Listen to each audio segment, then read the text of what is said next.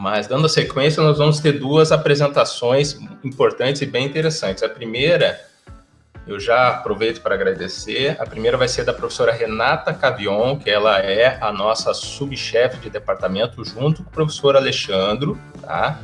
Uma apresentação muito interessante, e depois nós teremos a honra de uma apresentação, e depois eu repito, depois o professor Oscar Bruna Romero, né, uma referência na nossa instituição em relação ao combate ao Covid, as ações de prevenção, imunologia e tudo mais. Mas depois eu apresento novamente o professor Oscar no momento da entrada dele para a palestra.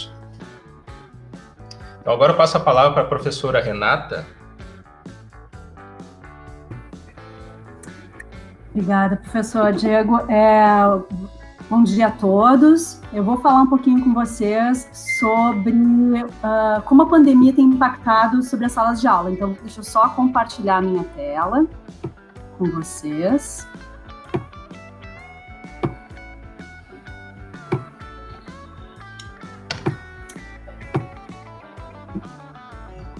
Bom, vamos falar um pouquinho sobre pandemias e salas de aula. Tá? Então, é uma conversa breve, né? Nós temos um tempo curto, né? E eu vou tentar ser bastante objetiva para que a gente saiba, né, um dos propósitos dessa apresentação, para que a gente saiba por que a gente está vivendo esse momento agora pela primeira vez, né, de receber os estudantes de forma distante, né? Isso é a primeira vez que nós estamos fazendo, então existe uma razão para isso. Então eu vou mostrar para vocês, né, de que forma a pandemia ela tem causado alguns impactos sobre o ambiente das salas de aula. Para nós, a pandemia ela foi algo novo, mas a ocorrência de pandemias não é novidade no mundo, né? Isso não diminui a atenção que está relacionada a essa situação. Pelo contrário, essa pandemia ela trouxe ainda mais desafios, incertezas e algumas urgências. Nas instituições de ensino, a Covid-19 ela desafiou também todas as suas estruturas de maneiras novas e inesperadas. Primeiro, porque as universidades são essencialmente locais de aglomeração, de troca de ideias e de experiências. Essas características, né, voltadas à reunião de pessoas num mesmo lugar, passou a configurar uma situação de alto risco de propagação do vírus, né? E nesse contexto que eu trago para vocês uma parte da pesquisa que vem sendo desenvolvida aqui dentro da UFSC Joinville. Quais os efeitos da pandemia sobre as salas de aula? Então, para entender melhor o que uma pandemia pode causar nesse tipo de ambiente, é importante a gente saber como que acontece, né, a propagação das doenças que são transmitidas pelo ar. E aí eu vou tomar, né, eu acho que eu vou estar sendo até um pouco, espero que o professor Oscar me perdoe, né, porque a minha área é a parte de ambiente físico, não é, né, de estudo das doenças, mas para a gente estudar o ambiente físico, a gente tem que estudar um pouquinho as doenças, então depois, certamente, por favor, professor, depois o senhor vai poder me corrigir caso eu diga alguma coisa, tá? Então, o que eu vou ter o cuidado de falar aqui para vocês é o que a ciência já sabe, né, o que já tem estudos desenvolvidos, né, que falam sobre essa relação entre pandemia e espaço físico, tá? Então, o que a gente já sabe? A principal forma de contaminação é a de curto alcance, né, que é aquela relacionada à distância de até 2 metros de cada indivíduo. Esse distanciamento, né, a gente está ali escrito de 1,5 metro, que é o que a gente aplica no Brasil, ele é variável, tá? 1,5 metro é uma média, né? Os estudos eles falam que esse curto alcance ele vai de 1 metro a 2 metros, e cada país tem adotado medidas diferentes de 1 a 2 metros. Isso em cada continente, enfim, dependendo das suas considerações ambientais, eles adotam uma medida diferente, tá? Então, mas é importante a gente saber que esse curto alcance vai de 1 metro, vai até 2 metros, tá? Dentro desse espaço, a probabilidade de transmissão direta entre as pessoas é muito grande, né? E por isso as medidas que foram amplamente divulgadas, né, de proteção individual, elas têm sido adotadas nos países. A segunda forma de transmissão é de curto alcance também, mas ela pode acontecer de forma indireta, através do contato das pessoas com as superfícies que contenham partículas virais. Em determinadas condições, o vírus ele pode sobreviver por algumas horas em um ambiente ou se deslocar através de padrões de fluxo de ar dos ambientes, fazendo com que ele também se desloque além daquele 1,5 m, né, ou até 2 metros da fonte de transmissão. Isso significa que a transmissão da Covid-19, ela também pode ocorrer no longo alcance. E existem vários estudos que relatam a transmissão dos agentes patogênicos entre apartamentos vizinhos e até mesmo entre apartamentos em andares diferentes. Dito isso, vamos observar as salas de aula. Aparentemente, o ambiente da sala de aula tradicional, ela reúne as condições ideais para a propagação de um vírus ou até de bactérias. São locais de aglomeração, né? A gente consegue colocar 40, 50, às vezes 100 pessoas dentro do mesmo ambiente.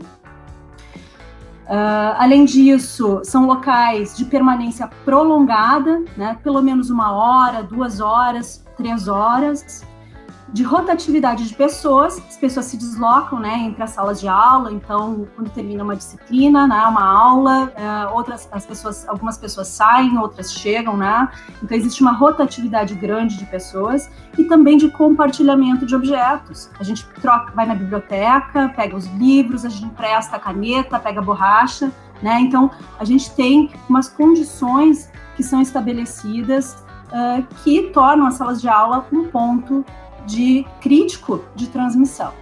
Por essas razões, os estudos sobre a salubridade das salas de aula, elas causam muito interesse nos pesquisadores, mas isso também não é algo novo. Tá? A preocupação com o ambiente de sala de aula, ele já aconteceu antes, durante outra pandemia, e é isso que eu vou trazer para vocês também, tá? Há 1,5 século, mais ou menos, no final do século XVIII, acontecia a pandemia de tuberculose. A tuberculose é uma doença bastante antiga, né, e ela desafiou permanentemente, ao longo de toda a história da humanidade, né, como as estruturas eram montadas, as cidades, né, as edificações. Os primeiros documentos escritos que descrevem a tuberculose datam de mais de 3.000 anos atrás. Então, a gente tem indícios de que, né, existe uma hipótese de que a tuberculose ela tenha mais de 150 milhões de anos. Então, é uma doença, né, que ela vem seguindo ao longo do processo de desenvolvimento do mundo.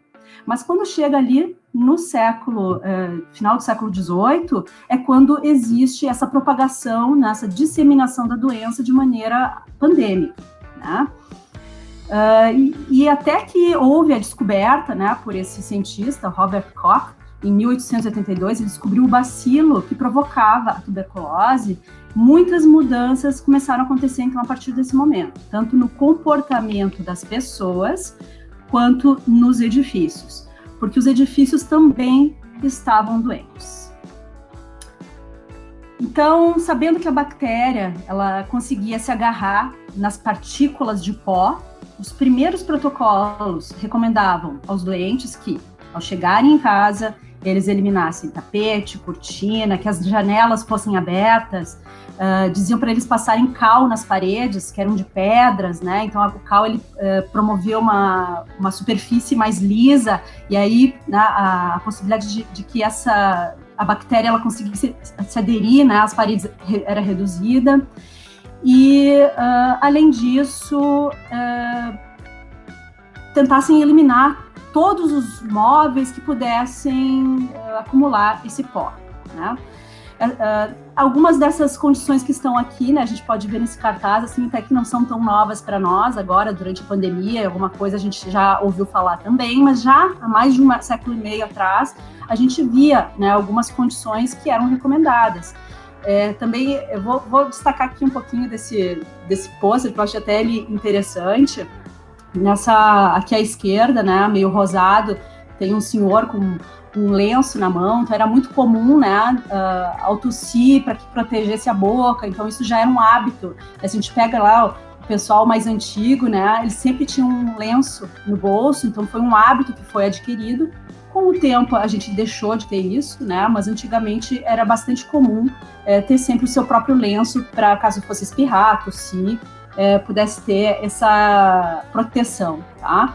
Mas existe aqui, em especial, vou destacar aqui, ó, tem um senhor, agora já no cartaz ao lado, né, um senhor sentado, ele está cuspindo no chão, né, então o que eles recomendavam que não fosse mais, isso não acontecesse mais. Hoje para nós é uma coisa bem, não é, né, nem um pouco bonito ver uma pessoa cuspindo no chão, mas lá atrás, um século e meio atrás, isso era bastante comum. Inclusive, algumas casas aqui no Brasil mesmo tinham locais para que as pessoas pudessem cuspir dentro de casa, tá? Então, era uma prática, né? Então, a gente olha hoje isso, algumas questões parecem meio esquisitas. Mas isso era importante, né? Dizer para as pessoas, não façam isso mais, porque a gente cuspir no chão, né, as partículas, né, as bactérias ou os vírus, eles poderiam se agarrar ao pó, como a gente tem a figura ao lado, né? E esse pó poderia se deslocar, né, nos ambientes. Então, além dessas questões, não compartilhar objetos, né, não espirrar em cima das pessoas, não evitar o contato físico, são questões que já eram abordadas nesse outro momento. Tá? Então, o que aconteceu agora nessa nossa pandemia é que essas questões elas vieram à tona novamente. E aí, voltando aqui para a sala de aula, né? O que é interessante a gente ver é o seguinte, ó, essa imagem aqui mostra uma sala de aula que é do final do século XVIII. As salas de aula eram assim, né? O que eu arrisco me dizer que elas até não parecem tão antigas, né? O formato da sala de aula ela costuma, inclusive, ser bastante atual. A gente tem, né, esse quadrado ou um retângulo, os alunos dispostos. Então, esse é um modelo tradicional, baseado, né, na Revolução Industrial, né, de produção do conhecimento em série, enfim, existem outras questões que estão relacionadas a esse modo de ensino, mas que teve um impacto sobre o ambiente físico das salas de aula.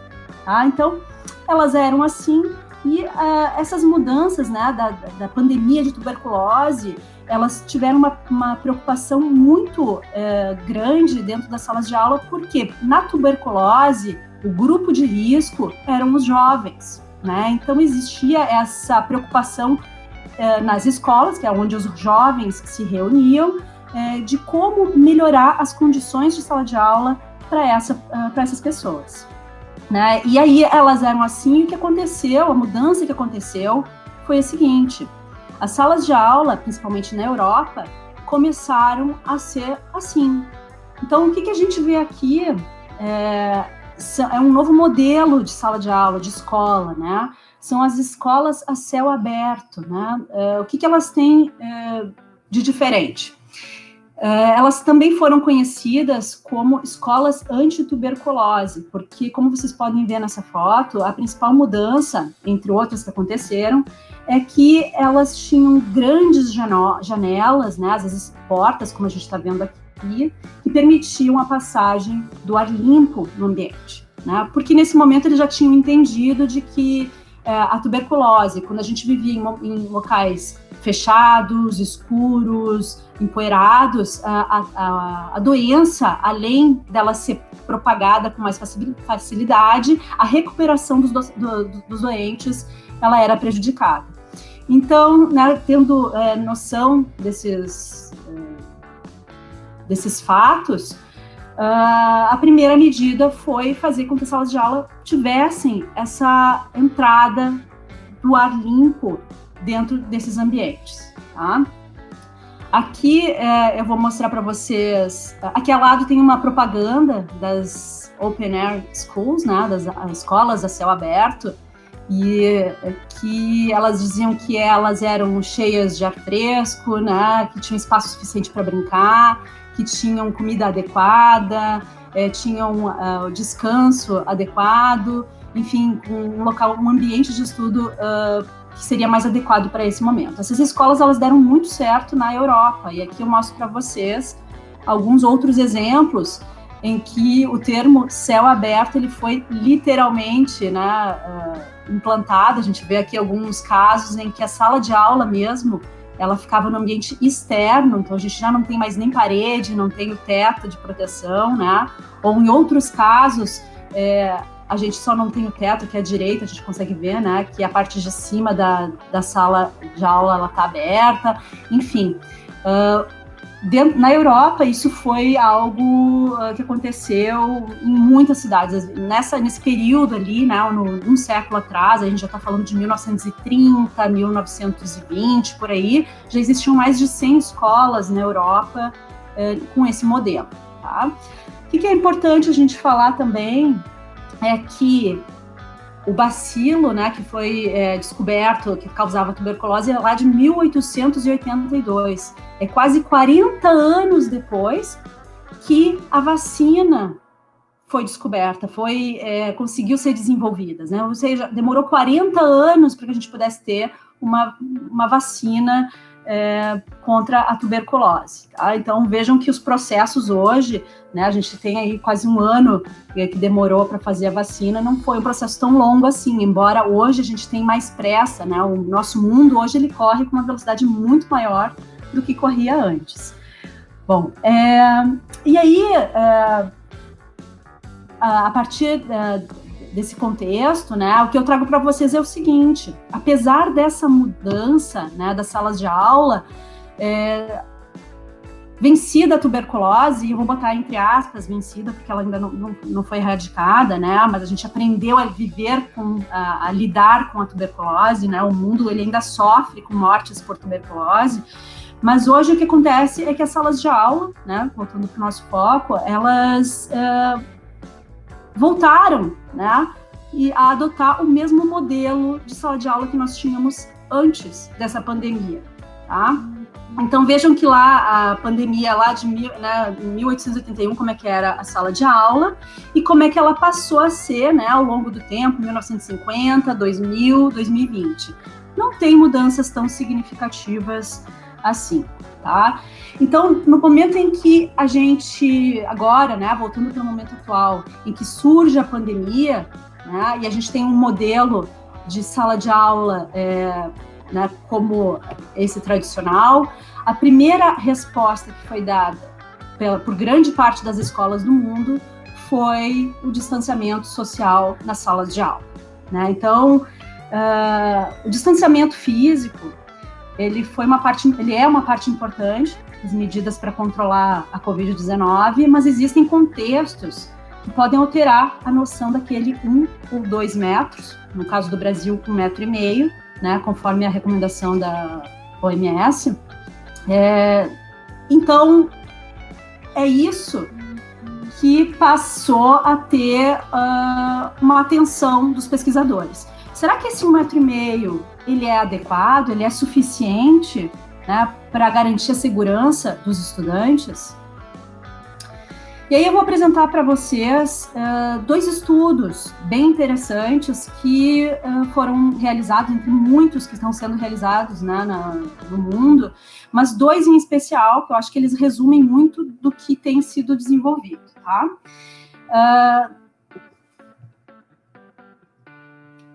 A respeito desse distanciamento, né, se ele é suficiente, se ele é seguro o suficiente, um estudo realizado pela Universidade de Oxford, no Reino Unido, e também no MIT, né, no Instituto de Tecnologia de Massachusetts, nos Estados Unidos, eles disseram o seguinte: de acordo com o que eles desenvolveram, né, a referência de 1 a 2 metros é baseada em uma noção desatualizada sobre o tamanho das gotículas respiratórias que considera e que desconsidera a ventilação, os padrões específicos de fluxo de ar e também o tipo de atividade que é realizada dentro dos ambientes.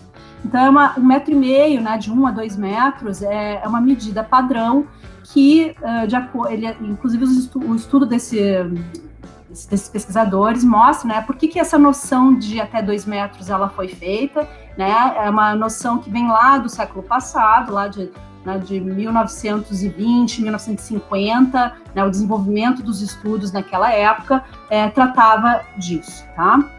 Então, eles dizem que isso está desatualizado. Existem agora outras maneiras de medir, né, essa distância, e eles, então, fazem todo um estudo para mostrar que a gente teria que manter um distanciamento ainda maior, tá?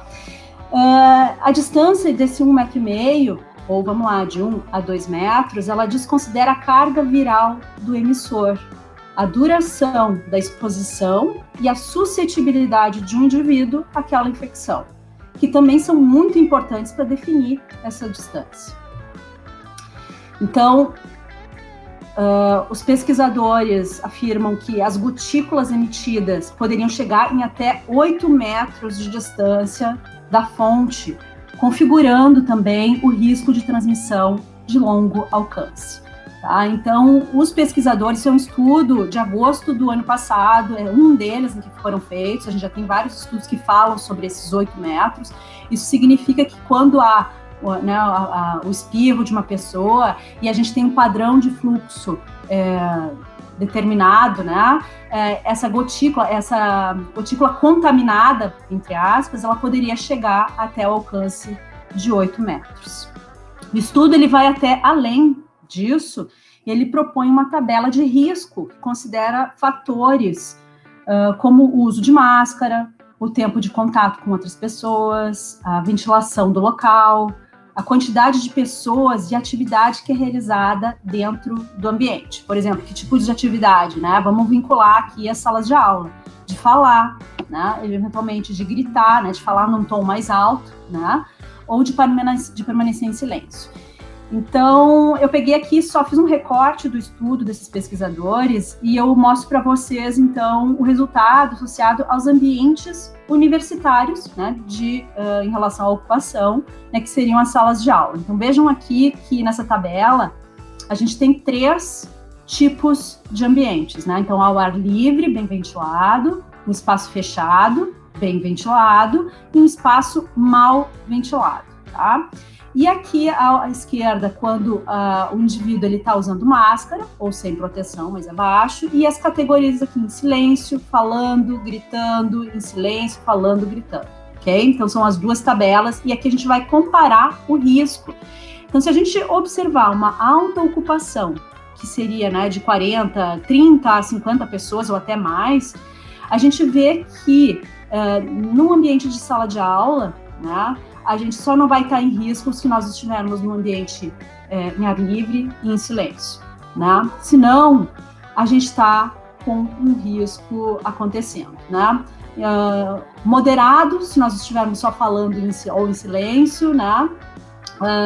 Mas, pegando uma aula tradicional, que a gente está acostumado, né, a ter, a gente teria uma condição de risco bastante elevado.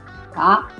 Considerando, então, também, importante falar, né, pessoas assintomáticas, né, ou seja, você está infectado, mas não sabe que está, né, então não tem sintoma, mas nem por isso você vai deixar de infectar, então é com um risco de transmissão, tá? O segundo estudo que eu trouxe para vocês é um estudo realizado na Espanha, e ele analisa a dinâmica de transmissão por aerossóis dentro de uma sala de aula, mostrando que ela muda completamente dependendo se a pessoa infectada, ou chamado paciente zero, for um aluno ou for um professor, tá? O que é interessante a gente mostrar aqui? Eu até coloquei, eu fiquei na dúvida se eu ia conseguir mostrar aqui, vai dar para botar o vídeo, tá? Eu tinha posto as imagens embaixo, mas o que eu já vou antecipar aqui é que o estudo, ele revelou o seguinte: quando uma pessoa está num ambiente fechado, estar por um tempo prolongado, e isso é 1 hora, né, a partir de 1 hora, a gente vai ter o seguinte acontecendo. Eu vou dar o play aqui, vocês vão ver, né, conforme vai passando o tempo, né, a pessoa infectada vai eliminando, né, as partículas contaminadas, né,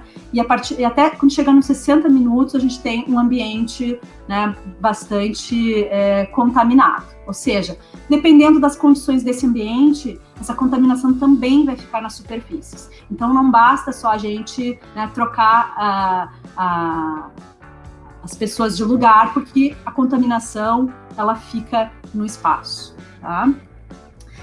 Sem ventilação, os aerossóis ficam suspensos no ar, tornando cada vez mais concentrados com o passar do tempo.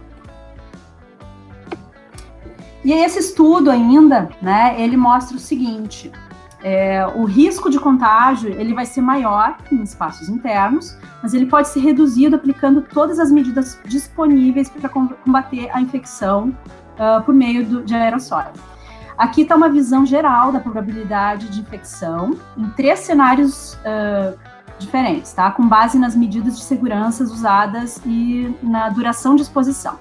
Então, se o professor fosse o paciente 0, após 2 horas em sala de aula, com um professor infectado, né, sem tomar nenhuma medida de segurança, máscara e tal, ou seja, para conter, né, esses aerossóis, ao risco de até 12 pessoas possam ser infectadas, tá?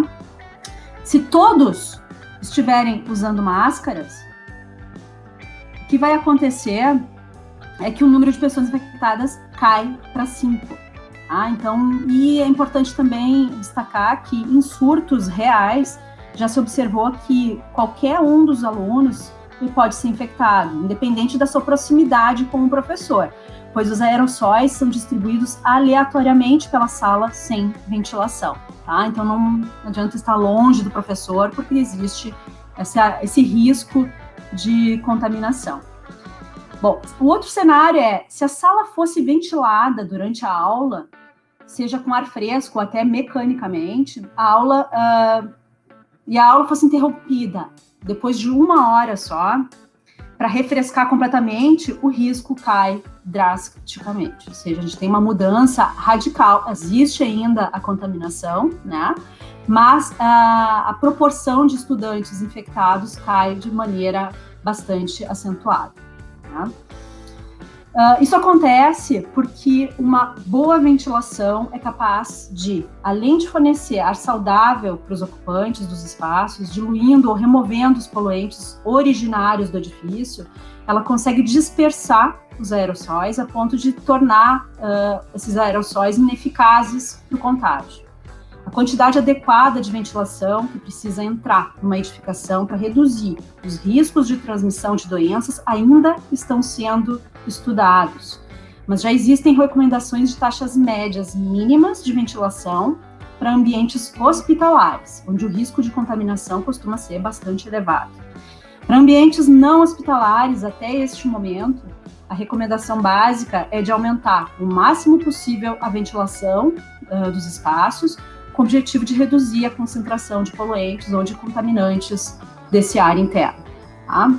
Então, o que eu quero, para finalizar aqui a minha apresentação, né, esses estudos e muitos outros que vêm sendo desenvolvidos no mundo, o que eles têm em comum é que eles deixam evidente que as melhorias na área da saúde e a compreensão dos fatores que incubam as pandemias, elas têm sido ferramentas muito poderosas para mitigar os impactos. Além disso, esses estudos mostram a importância de desenvolver estratégias baseadas em evidências para garantir a segurança das pessoas. E por isso, nós estamos aqui nesse momento, né, dividindo, né, esse tempo, mostrando que o fato de estarmos distantes demonstra a preocupação da UFSC, da Universidade Federal de Santa Catarina, com os seus estudantes. Sejam todos muito bem-vindos e obrigada.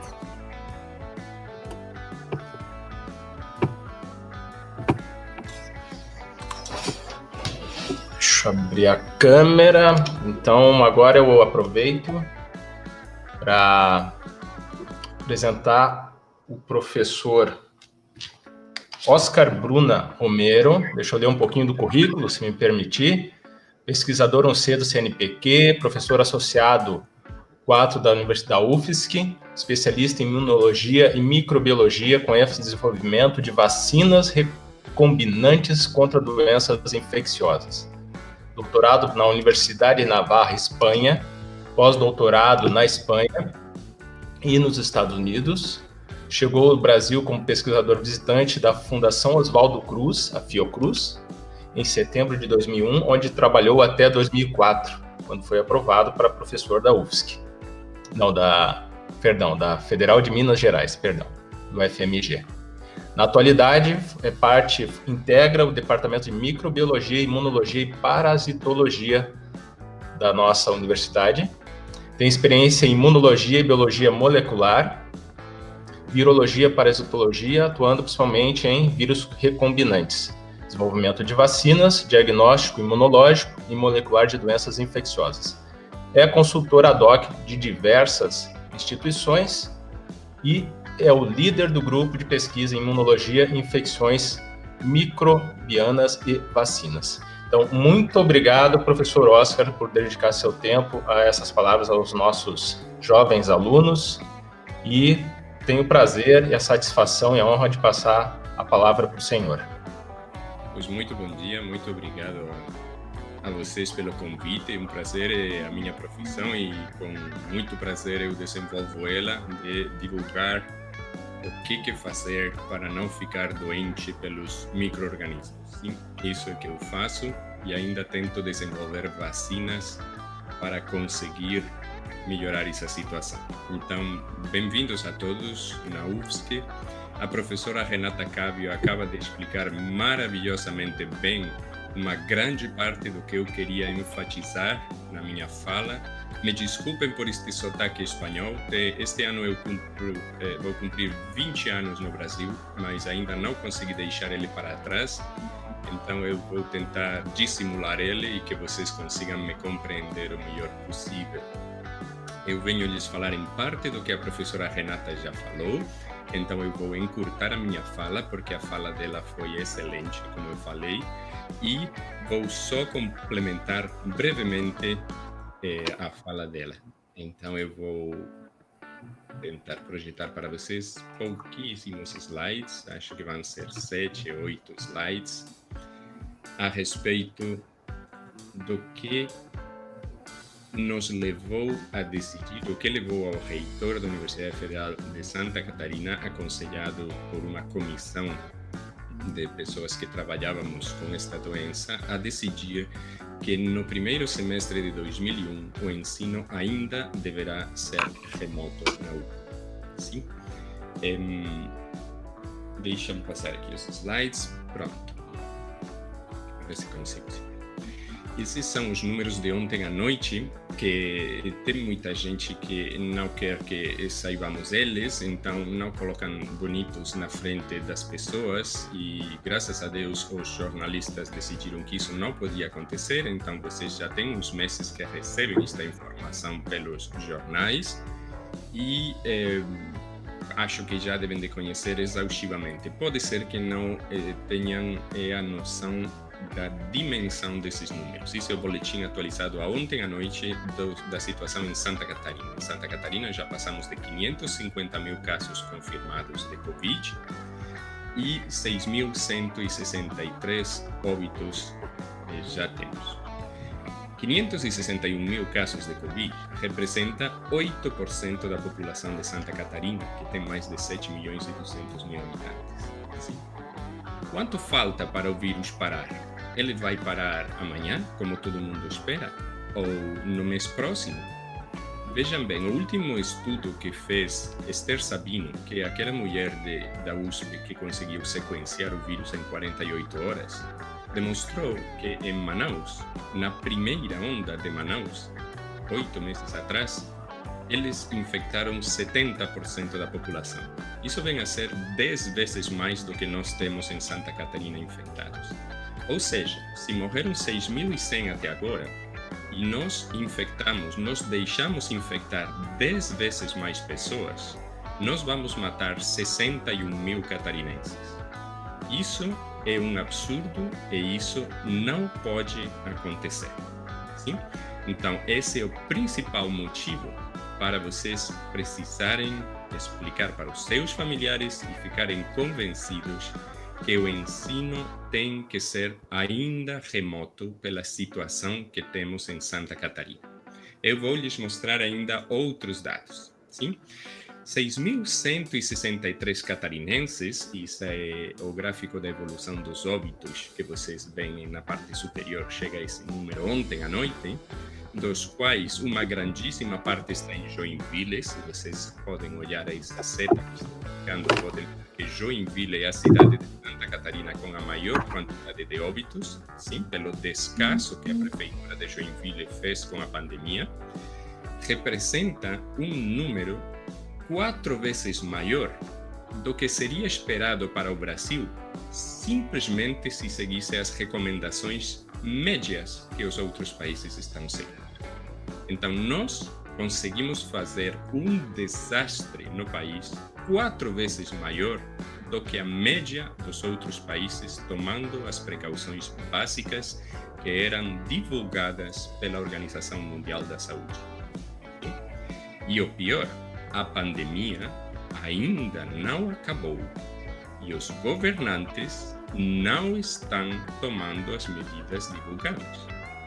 Ou seja, que não esperem que isto acabe cedo. Deixem-lhes mostrar mais um. Vocês procuraram a UFSC para aprender ciência de qualidade. Sim, vocês gostam muito quando estavam preparando o vestibular, vocês adoravam ver essas notícias. Essa notícia é de 5 meses atrás. A UFSC está entre as 8 melhores universidades do país, das melhores da América Latina, e eu vou achar bom estar lá. Por que você veio aqui? Para aprender ciência de qualidade. E essa é a nossa missão. Mostrar para vocês várias coisas. Uma delas é a ciência de qualidade.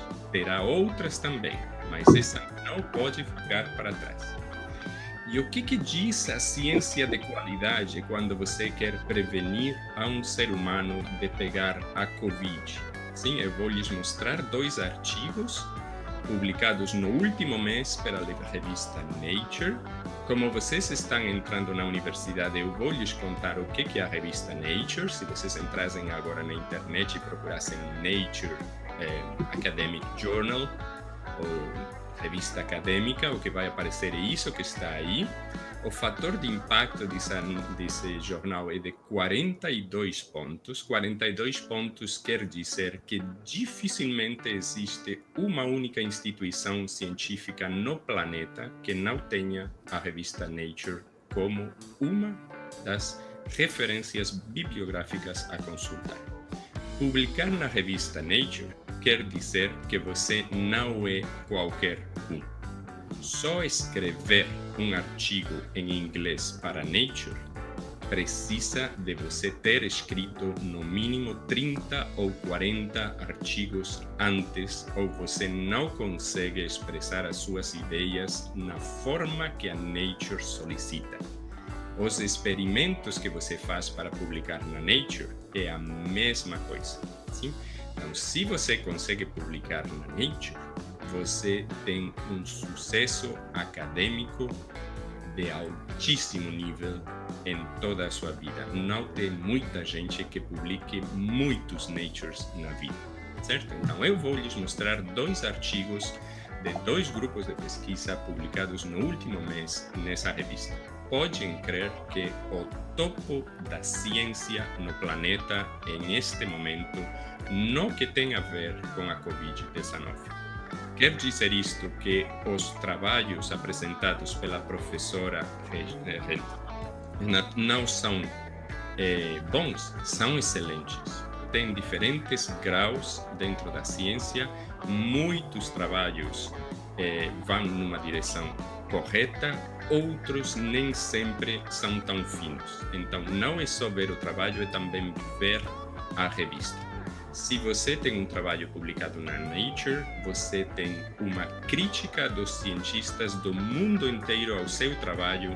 Se eles deixaram você publicar aí, você está provavelmente na direção certa nas suas conclusões. Vejam o que a Nature diz sobre as intervenções contra a Covid. Sim, esse é o primeiro artigo de dezembro. Qual é o efeito?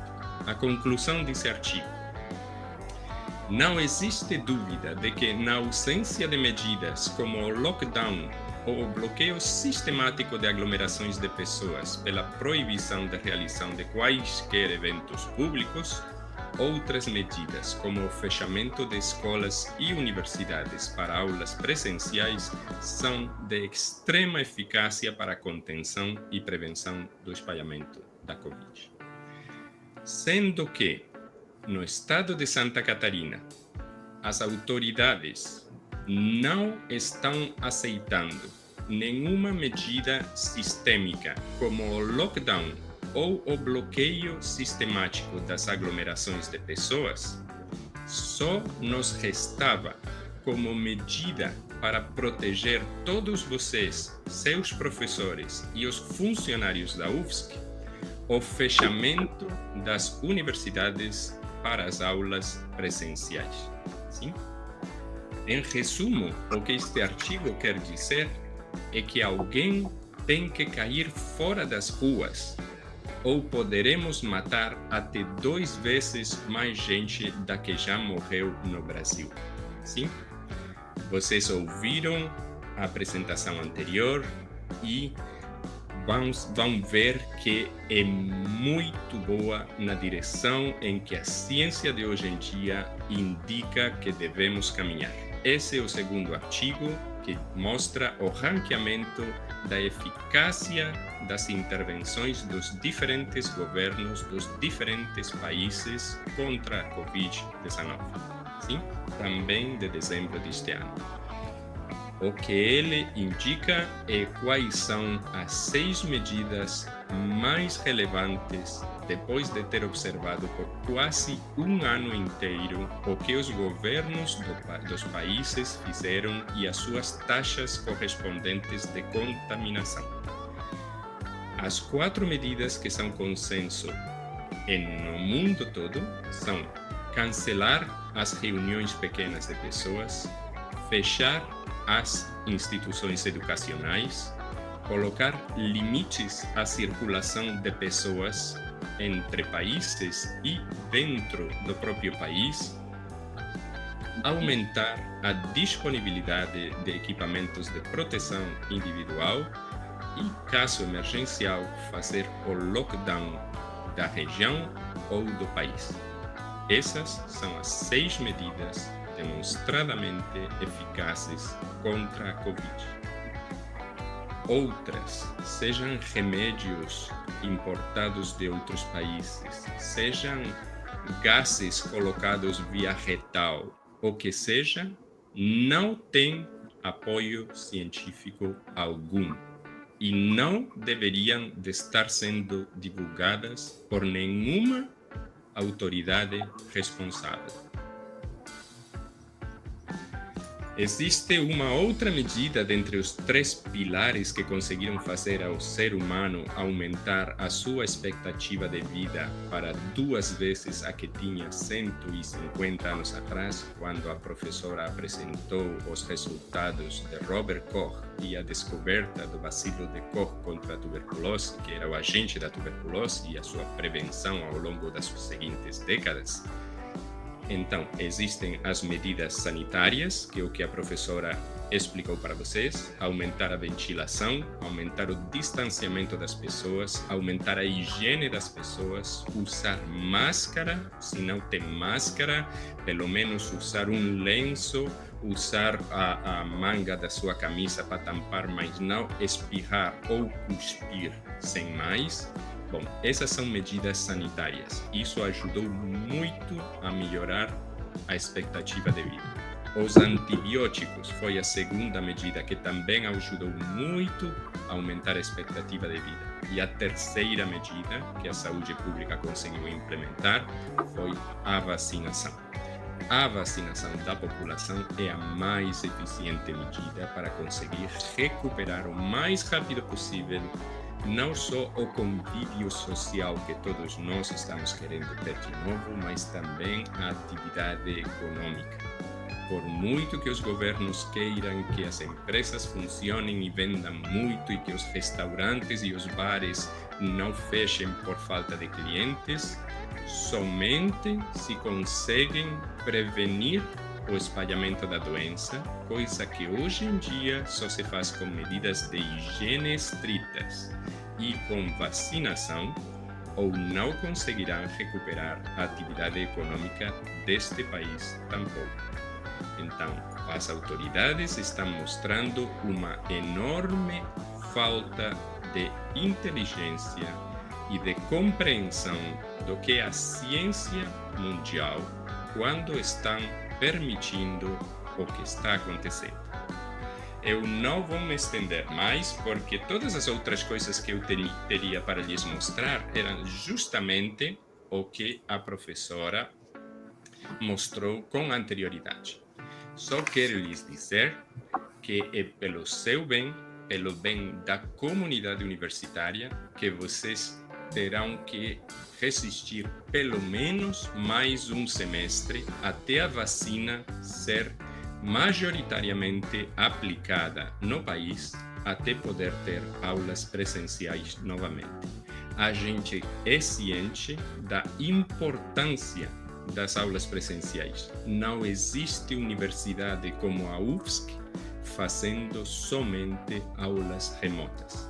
A gente vai tentar, na maior brevidade possível, seguindo a ciência, que vocês estejam presencialmente nas suas salas de aula.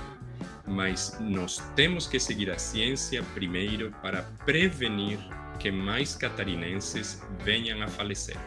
E para prevenir que venham a falecer, vocês precisam ficar pelo menos um semestre mais em ensino remoto.